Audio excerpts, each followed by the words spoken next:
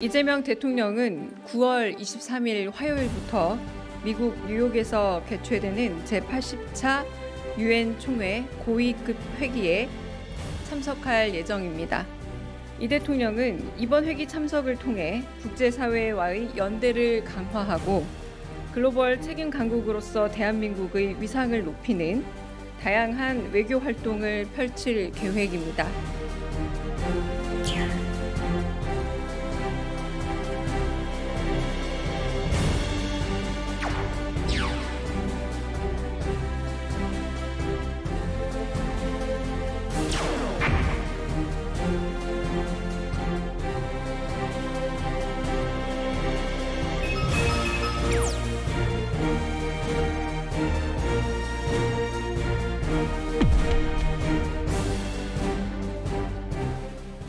미국 뉴욕에서 유엔 총회가 열립니다. 이재명 대통령이 참석하는데요. 취임 이후 첫 유엔 기조 연설에 나섭니다. 대한민국의 민주주의에 대해서 세계에 알리고 또 새 정부의 외교 기조도 설명할 것으로 전망됩니다. 한국 대통령으로서는 처음으로 유엔 안전보장이사회 의장 자격으로 공개 토의를 주재하는데요. 자세한 내용 서울 스튜디오 연결해 살펴보겠습니다. 차은주 앵커. 네, 대담 이어가겠습니다. 제80차 유엔 총회 주요 일정과 내용에 대해 문성묵 한국국가전략연구원 통일전략센터장과 함께 이야기 나눠보겠습니다. 안녕하십니까? 네, 안녕하십니까? 지난 2일 이 대통령의 유엔 총회 참석에 관한 대통령실 브리핑이 있었습니다. 영상 보고 오겠습니다. 이재명 대통령은 9월 23일 화요일부터 미국 뉴욕에서 개최되는 제80차 유엔 총회 고위급 회기에 참석할 예정입니다. 먼저 이 대통령은 9월 23일 유엔 총회 기조 연설을 통해 대한민국이 경험한 민주주의 위기 극복과 회복 과정을 국제사회와 공유하고 한반도 문제를 비롯한 주요 글로벌 현안에 대해 우리 정부의 비전과 정책을 제시할 예정입니다. 이재명 대통령의 이번 제80차 유엔 총회 참석은 신뢰받는 파트너로서 대한민국의 자리를 확인하고 글로벌 다자 외교 무대에서 대한민국의 리더십을 한층 강화하는 계기가 될 것으로 기대됩니다. 네, 지난달 25일이 한미 정상회담이었는데 한 달도 안 돼서 다시 방미길에 오릅니다. 네. 먼저 이번 유엔 총회 참석 의미부터 짚어주실까요? 예, 그러니까 이 대통령이 취임하고 이제 첫 다자 외교 대비 무대가 G7 정상회의였죠. 예. 그리고 말씀하신 대로 8월 하순에 이제 일본, 미국을 차례로 방문을 해서 정상 외교를 했고 또 우리 국민들이 성공적인 회담을 했다고 평가를 했어요. 네. 이번에 이제 한 달 만에 이제 미국을 다시 방문하는 겁니다. 근데 이제 미국이라기보다는 유엔 총회예요. 그러니까 네. 유엔 총회에서 기조 연설을 하고 또 방금 나왔습니다만 안보리 의장국으로서 토의를 주재하기도 하거든요. 네. 이게 대한민국 대통령으로서는 역사적으로 처음 있는 일이라고 하는데 사실 우리 국민들께서 유엔 하면 1945년 10월 24일 날 만들어졌고 집단안전 보장을 기치로 만들어졌는데 유엔이 대한민국과 굉장히 깊은 인연을 가지고 있어요. 예. 대한민국을 탄생하게 만든 조직이 유엔이죠. 그리고 6.25 전쟁 당시 대한민국 자유와 평화를 지켜준 조직이 바로 유엔이고 그 유엔군이 지금도 대한민국에서 한반도 평화 안보에 중요한 역할을 하고 있거든요. 이런 유엔 총회에 대통령이 직접 참석을 해서 우리가 처한 위기 상황을 어떻게 극복을 했고 글로벌 국제사회에서 우리가 어떤 역할을 할 것인가 하는 정책 기조와 비전을 설명한다고 하는 것은 국제사회에서 신뢰받는 대한민국 또 그 리더십의 어떤 위상을 높여줄 수 있는 매우 중요한 계기가 될 것으로 저는 기대를 하고 있습니다. 네, 이재명 대통령이 유엔 총회에 앞서서 미 타임즈와 가진 인터뷰가 공개가 됐는데 여기에서 라이벌 강대국 사이에서 가교 역할을 할 수 있다라고 이야기를 했더라고요. 이건 네. 어떤 내용입니까? 가교라고 하는 것은 서로를 연결시켜주는 거란 말이죠. 예. 그러니까 저는 굉장히 유심히 이걸 봤어요. 타임지 인터뷰 내용 중에서 핵심 주제는 이런 겁니다. 대한민국은 미국과 동맹이다. 네. 그다음에 자유민주 경제의 기초, 한미동맹에 기초하고 있기 때문에 지금 한미동맹 가운데서 한미동맹을 공고히 하는 데 집중하고 있지만 중국은 우리의 이웃이다. 예. 또 경제적으로 굉장히 밀접한 관계를 가지고 있기 때문에 경제를 우리가 이제 중국과의 관계를 소홀히 할 수가 없다. 네. 중국과의 관계도 우리가 잘 유지해야 되고 잘 관리를 해야 된다. 이걸 서방 국가들이 이해를 해야 된다라고 하는 점을 얘기를 하면서 가교 역할을 하겠다.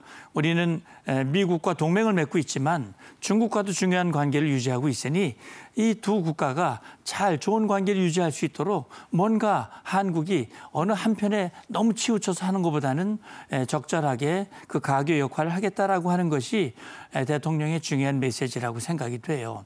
그리고 이제 여기서 얘기한 건 뭐냐면 이제 사실 한반도 평화 대통령이 강조하는 거 아닙니까? 근데 평화를 위협하는 요인이 북한 핵 문제예요. 예. 그래서 북한 핵 문제를 어떻게 해결할 것인가.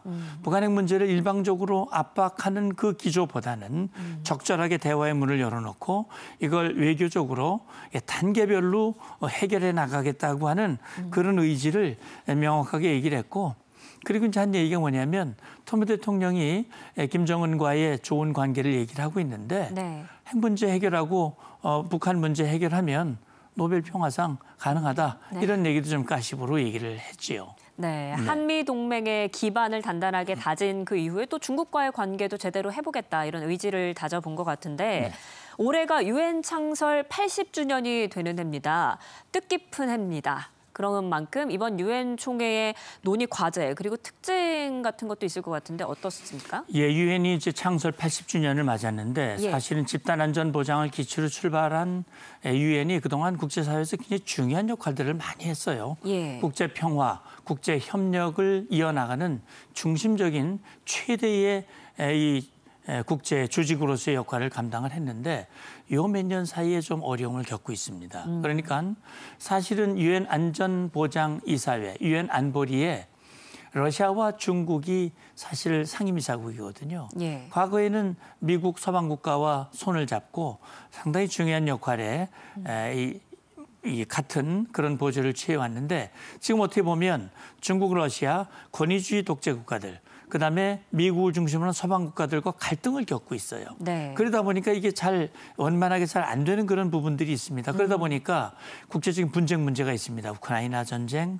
그다음에 중동 분쟁, 특히 이스라엘 하마스 간의 분쟁 이런 것들로 인해서 상당히 조금 어려운 분위기입니다. 그런데 유엔이 말이죠. 매년 그 9월 셋째 주부터 고위급 회의라고 하는 걸 열거든요. 네. 여기에 193개 회원국의 정상급 인사들이 대거 참석을 해요.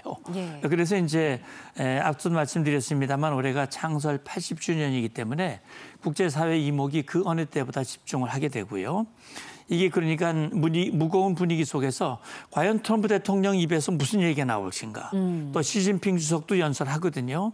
그리고 분쟁 당사자인 우크라이나 젤렌스키 대통령이라든지 예. 뭐 여러 정상들이 다 연설을 하게 돼 있어요. 그래서 이번 회의에서 과연 이 팔레스타인 문제 어떻게 해결할 것인가? 네. 우크라이나 분쟁 문제 어떻게 해결될 것인가? 이런 문제들이 아마 중요한 논의 과제가 될 것이고 이게 이제 관심 의제가 될 것 같습니다. 네, 이런 논의들을 다룰 주요 일정도 한번 짚어보도록 하겠습니다. 23일부터 일주일간 열리게 되는데 눈여겨볼 만한 일정 어떤 게 있습니까? 우선 23일 첫날이죠. 첫날 테이프를 끊는 대통령 브라질 대통령이에요. 예. 브라질 대통령이 첫 기조연설을 하고 기조연설은요. 한 15분 정도 합니다. 예. 그런데 브라질 대통령에 이어서 트럼프 대통령이 연설하게 돼 있어요. 트럼프 대통령은 뭐 사실 이제 국내에서 이제 하는 것이니까. 그래서 그 23일 트럼프 대통령 뒤에 이어서 이제 이 대통령도 23일 날 기조연설을 할 예정이고요. 예. 그다음에 보면 24일 날 젤렌스키 우크라이나 대통령이 이 기조연설을 하게 되고 사실 앞서도 잠깐 나왔습니다만 이 대통령이 유엔 안보리에서 공개 토의를 주재하는 그런 자리가 마련되어 있습니다. 네. 25일에는요.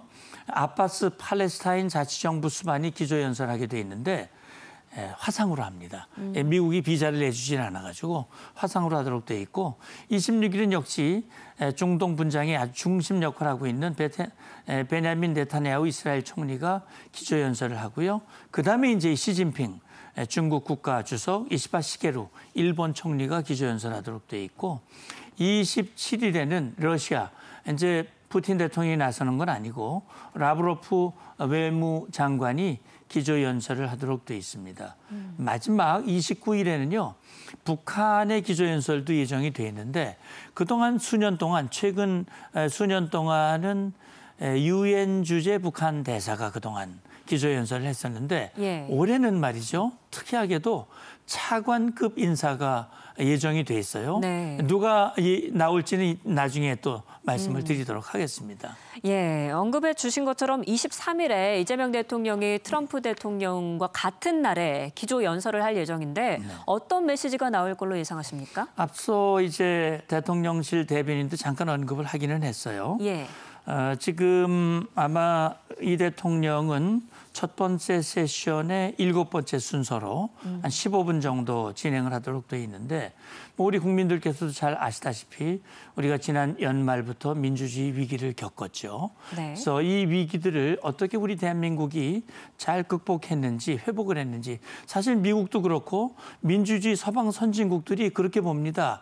대한민국 민주주의 회복력이 대단하다. 이렇게 얘기를 하고 있는데 이걸 어떻게 극복을 해왔는지에 대해서 공유를 하게 될 것이고 사실 그런 위기 속에서 우리가 정상 외교, 이게 외교 공백 상태가 이어졌잖아요.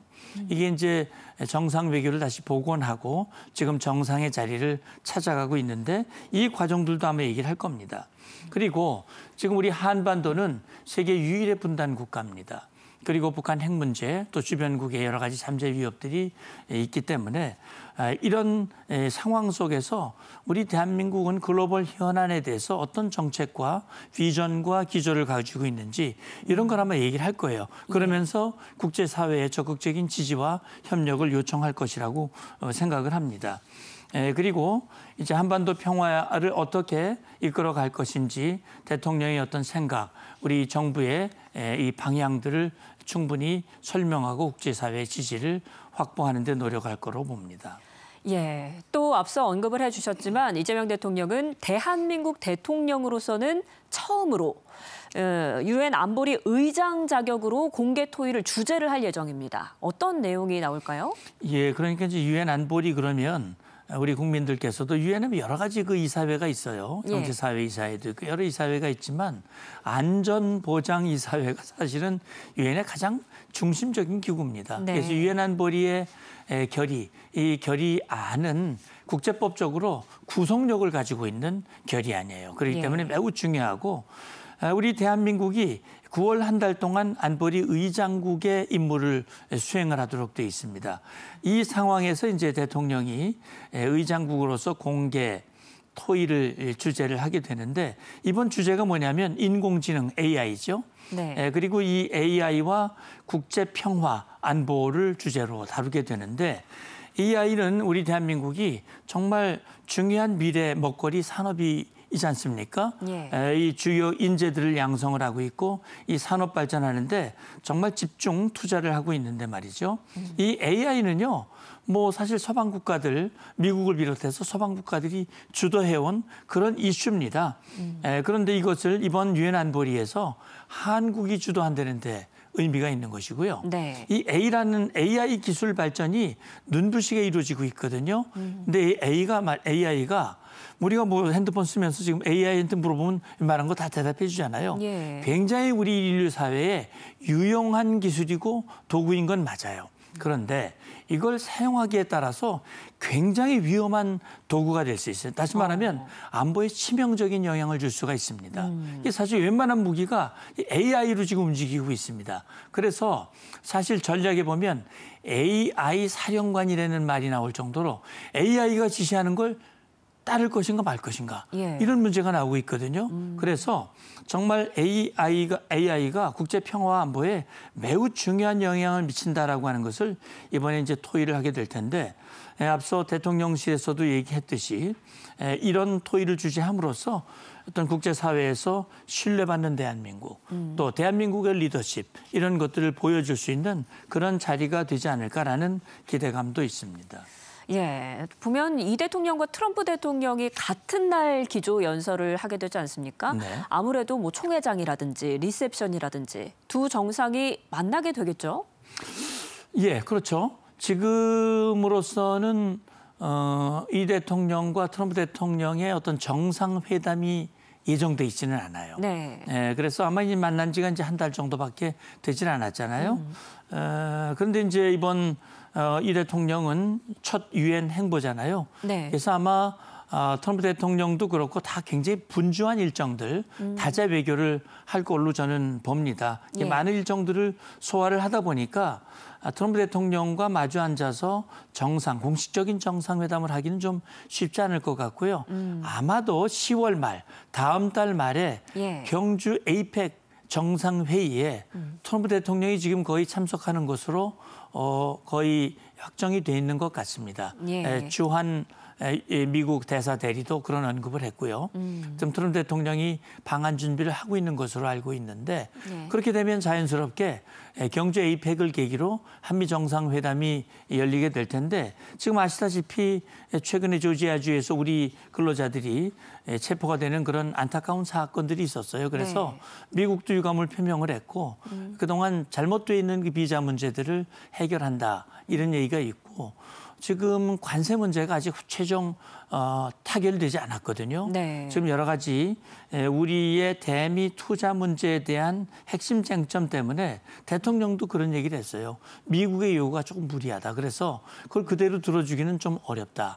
따라서 어떻게 보면 이번 유엔 무대에서 한미 정상회담이 열리지 않는 것은 어떻게 보면 우리가 쟁점 문제를 해결하는데 시간을 좀 확보하는 예. 그런 계기가 됐다라는 평가도 있어요. 그래서 저는 어떻게 보면 이제 한 달 동안 잘 정리를 하고 그렇게 해서 이제 한 달 후에 만나게 되면 오히려 더 좀 부담을 덜고 정상회담을 하지 않을까라는 생각이 들고 앵커께서도 말씀하셨습니다만 정상회담을 하진 않더라도 예. 연설을 이제 같이 하게 될 것이고 만찬장도 있고 여러 가지 오가는 자리에서 또 만나서 한 달 전에 있었던 그런 우위를 다시 한번 확인하는 그런 자리는 좀 있지 않을까라는 그런 생각을 해봅니다. 네, 이번 유엔 총회에서 별도 회담이 이루어질 가능성은 낮고 에이펙을 한번 기대해 보겠다라는 말씀이시고요.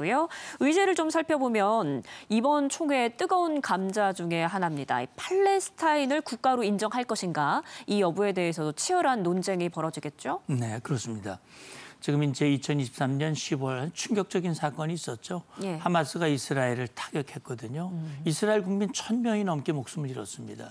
그 이후로 지금까지 이스라엘이 이스라엘을 타격한 하마스의 뿌리를 뽑겠다라는 그런 목표를 가지고 가자 지구를 그동안 타격을 했고 수많은 인명이 지금 목숨을 잃는 그런 안타까운 사건이 이어지고 있는데 지금 말씀하신 대로 팔레스타인을 국가로 인정을 해서 팔레스타인과 이스라엘이 공존하도록 하자 두 국가론 이게 사실은 국제사회의 공감대가 어느 정도 형성돼 있는 그런 해결 방안이라고 볼 수 있는데 네. 이걸 격렬하게 반대하는 나라가 이스라엘이고 예. 이걸 지지하는 나라가 역시 미국이거든요. 예. 그런데 말이죠. 지금 이 프랑스, 캐나다, 호주, 카나다 거기에 영국까지 어떻게 보면 서방 국가의 중심이거든요. 미국과 동맹국이군요. 그런데 이런 나라들이 팔레스타인을 국가로 인정하겠다. 예. 이런 얘기를 하고 있어요. 그런데 이스라엘은 하마스를 완전히 제거한다는 그런 입장을 가지고 가자 지구에 대한 지상 작전을 지금 이행하고 있거든요. 네. 많은 인명들이 지금 희생되고 있고요. 이런 상황에서 네타냐후 총리가 26일 유엔 총회 연설을 하게 되는데 과연 어떤 얘기가 나올지 그리고 아바스 팔레스타인 대통령도 화상 연설로 이제 맞서게 돼요. 그래서 국제사회의 지금 여론이 양분돼 있는 상황에서 예. 팔레스타인 국가 인정 문제, 이 중동 분쟁 문제를 앞으로 어떻게 해결해 나가야 할 것인가 하는 것이 유엔이 지금 당면한 중요한 과제 중에 하나라고 생각을 합니다. 예, 또 이번 총회에서 러우 전쟁 종전 협상에 대한 뭔가 묘수가 나올 것인가 하는 기대도 있는데 여기에 대해서는 어떻게 보세요? 사실 트럼프 대통령이 대통령 되는 그 선거 유세 과정에서 예. 러우 전쟁 24시간 만에 끝내겠다. 그렇게 공언을 했지만 네. 뭐 어렵지 않습니까? 네. 얼마 전에 알래스카에서 푸틴 대통령을 불러서 황제 대접을 하면서 푸틴 대통령을 설득을 하고 이제 곧 푸틴과 젤렌스키가 만나고 이거 해결하는 것이 아니냐라고 했지만 지금 다시 교착 상태에 빠졌거든요. 맞습니다. 지금 아시다시피 러시아 우크라이나 전쟁 2022년 2월 24일 러시아의 침략 전쟁으로 시작이 된 전쟁이 3년이 넘게 이어지고 있고요. 지금 뭐 트럼프 대통령이 적극 나서고 있지만 이게 사실 공전을 이어가고 있거든요. 예. 가장 핵심 쟁점은 그거예요. 푸틴 대통령이 이미 점령하고 있는 돈바스 지역 영토 다 러시아 걸로 하겠다. 예. 그리고 지금 안전보장 문제, 다시 말하면 젤렌스키 대통령은 영토 인정할 수 없고 그다음에 우리는 나토에 가입을 해서 우리 안전보장을 해야 된다. 그런데 이게 완전히 상반된 입장이거든요. 네. 그래서 지금 이번 유엔 총회에서 라브로프 외무장관이 27일 날 연설을 하게 되고 그전에 이제 젤렌스키가 또 연설을 하게 되거든요. 유엔 안보리는 별도로 우크라이나와 관련된 고위급 회의를 열 계획을 가지고 있습니다. 네. 그래서 과연 또 트럼프 대통령도 연설에서 지금 그랬거든요. 러시아가 지금 트럼프 말을 듣지 않으니까 러시아의 목줄을 잡는 차원에서 예. 러시아의 그 유류를 수입하는 나라에 뭡니까? 2차 이 제재를 하겠다. 예. 세컨 이 제재를 하겠다. 보이콧을 하겠다라고 얘기를 했는데 그게 과연 이루어질지 예. 과연 러우 전쟁에 대한 진전이 이번 총회를 통해서 어떻게 될지 이것도 중요한 관전 포인트입니다. 네, 여러모로 무거운 주제를 다룰 유엔 총회가 될 것 같은데요. 또 한편 이시바 일본 총리는 마지막 임기 그 외교 활동으로 유엔 총회를 참석한 뒤에 또 연달아 한국을 방문할 예정이죠. 네, 이시바 총리가 이제 취임한 지 1년도 안 됐거든요. 예. 얼마 전에 이제 사임을 하겠다고 입장을 발표했습니다. 예. 국내적으로 매우 어렵죠. 그런데 이시바 총리가 좀 계속했으면 우리로서는 좀 더 좋은데 네. 결국은 이제 어떻게 보면 유엔 총회 참석이 또 그리고 이어서 한국 방문이 어떻게 보면 고별 외교라고 볼 수 있습니다. 예. 이건 뭐냐면 이시바 총리가 본인이 총리 자리를 물러나더라도 본인이 기시다 총리 이후에 이어졌던 한일 관계의 복원, 이 한일 관계를 굉장히 중요하게 여기고 한일 관계를 계속 발전시키겠다는 의지를 보여주는 그런 계기라고 저는 생각을 합니다. 예. 그래서 아마 제가 볼 때는 30일부터 1박 2일 일정으로 지금 한국 방문이 예정돼 있는 걸로 알고 있고요. 예. 아마 이재명 대통령도 적극 환영을 하고 그런데 이번 정상회담은 서울보다는 지방에서 하는 게 좋겠다라는 제안을 했다고 그래요. 예. 어떻게 보면 이 대통령이 8월 달에 일본을 방문했잖아요. 네. 셔틀 외교죠. 이번엔 또 일본 총리가 한국을 방문하면서 셔틀 외교를 이어가겠다고 하는 중요한 의미를 담고 있다고 저는 보고 있습니다.